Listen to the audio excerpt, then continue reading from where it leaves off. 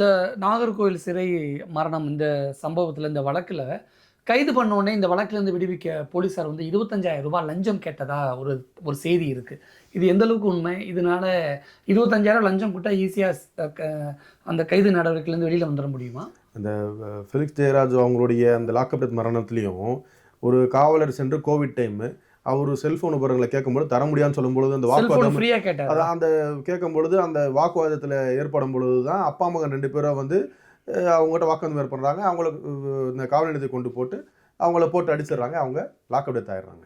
அப்படின்னும் பொழுது இந்த அதிகாரிகளுக்கு என்ன ஒரு தலைகணம் அப்படின்னு பார்த்தீங்கன்னா, நான் ஒரு காவல் அதிகாரி, நான் ஒரு காக்கி உடுப்பை வந்து போட்டிருக்கேன், என்கிட்ட நீ பணிவாக தான் நடக்கணும் அப்படின்ற ஒரு எண்ணம் இவங்க அந்த சர்வீஸ்க்குள்ளே போனோன்னே வந்துடுது.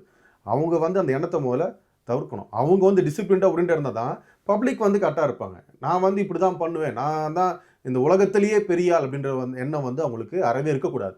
அந்த மாதிரி விஷயங்கள் சில அதிகாரிகள் இருக்கிறனால தான் இந்த மாதிரி பொதுமக்கள் வந்து தேவலமாக துன்பப்படுகிறார்கள் இந்த காவல்துறை. ஒரு ஜேர்னலிஸ்டாக கேட்குறேன், போலீஸார் வந்து காக்கி உடைய மாட்டினோன்னு மக்கள்லாம் எங்களுக்கு அடிமைகள் அப்படின்னு நினைக்கிறாங்களா? எல்லா அதிகாரிகளும் சொல்ல முடியாது. எல்லாருமே வந்து இந்த காக்கி உடையை வந்து போட்டதுக்கப்புறம் மக்களுக்கு நான் வந்து நல்லது செய்ய வேணும் அப்படின்னு நினைக்கிற இவர்கள் வந்து ஏராளமானோர். இப்போ 100 பேர் எடுத்துக்கிட்டோம்னா 90 பேர் வந்து அந்த மக்களுக்கு நல்லது செய்யணும்னு நினைப்பாங்க. அந்த 10% பேர் எப்படி தான் நீங்கள் மாற்ற முடியாது. அந்த 10% பேர் அது போலீஸார் வந்து பொதுமக்கள் எல்லாருமே எங்களுக்கு அடிமைகள், போலீஸுக்கு அடிமை அப்படின்னு நினைக்கக்கூடிய 10% போலீஸ் டிபார்ட்மெண்ட்ல இருக்காங்க. ஆமா இருக்காங்க. இருக்கிறனால தானே தொடர்ந்து உங்களுக்கு குற்றங்களும் இந்த லாக்அப் மரணங்களும் ஏற்படுது. அவங்களெல்லாம் பனிஷ் பண்ணவே முடியாதா? தண்டிக்கவே முடியாதா? இந்த மாதிரி விஷயங்கள் வெளியே வந்தோன்னா தான் உங்களுக்கு காவல்துறையில மேற்கொண்டு அந்த மேல் அதிகாரிகள் வந்து அவங்க நடவடிக்கை எடுக்கிறாங்க. பொதுவா போலீஸார் ஏதாவது தப்பு பண்ணிட்டா வெறும் டிரான்ஸ்ஃபர் மட்டும் தானே பண்ணக்கூடிய ஒரு பனிஷ்மெண்ட் தானே இருக்கு. அது எப்படி ஒரு தண்டனையா இருக்க முடியும்? ஒரு சில விஷயங்கள்ல வந்து டிரான்ஸ்ஃபர் பண்ணா போதும்னு சொல்லி டிரான்ஸ்ஃபர் பண்றாங்க. எல்லா மக்களும் வந்து இந்த காவல் அதிகாரி வந்து தவறு செஞ்சுட்டாருன்னா போயிட்டு புகார் தரதில்லை. அந்த நேரத்தில் ஒரு மன்னிப்பு கேட்குறாங்க, டிரான்ஸ்ஃபர் ஆகிட்டா அந்த விஷயத்தை அப்படியே விட்டுடுறாங்க.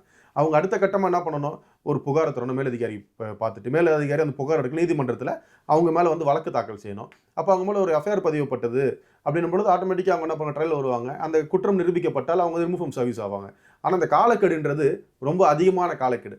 அதனால் மக்கள் எதுக்குப்பா நம்ம போய்ட்டு ஒரு காவல் அதிகாரி போய் நம்ம பகச்சிக்கிட்டு இருக்கணும், நம்ம அடுத்தடுத்த கட்ட வாழ்க்கை இருக்குது, நம்ம சம்பாதியம் பண்ணணும், போயிட்டு நம்ம வேலையை விட்டுட்டு போய் நிற்க முடியாத காரணம்னால நிறைய பேர் புகார் தர முன் வரது கிடையாது.